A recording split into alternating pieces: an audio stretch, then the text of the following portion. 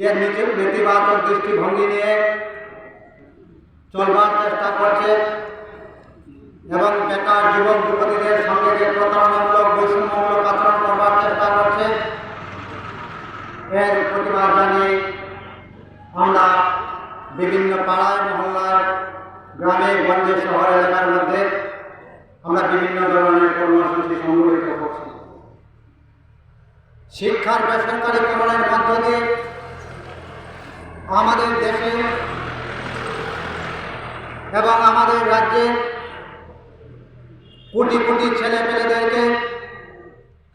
আমাদের দেশের সরকার এবং রাজ্যের সরকার তারা শিক্ষা থেকে বঞ্চিত করবার জন্য চেষ্টা করেছে। বিশেষ করে আমাদের মতো দেশে যখন দারিদ্র সীমার নিচে বসবাসকারী লোকের সংখ্যা বেশি,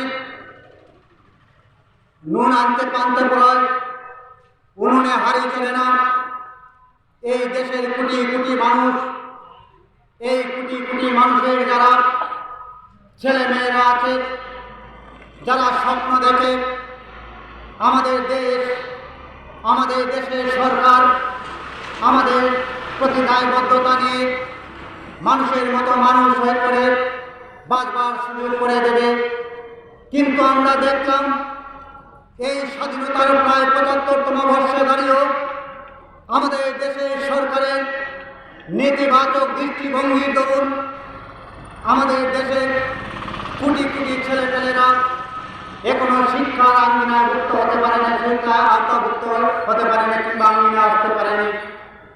আমরা ভারতের গণতান্ত্রিক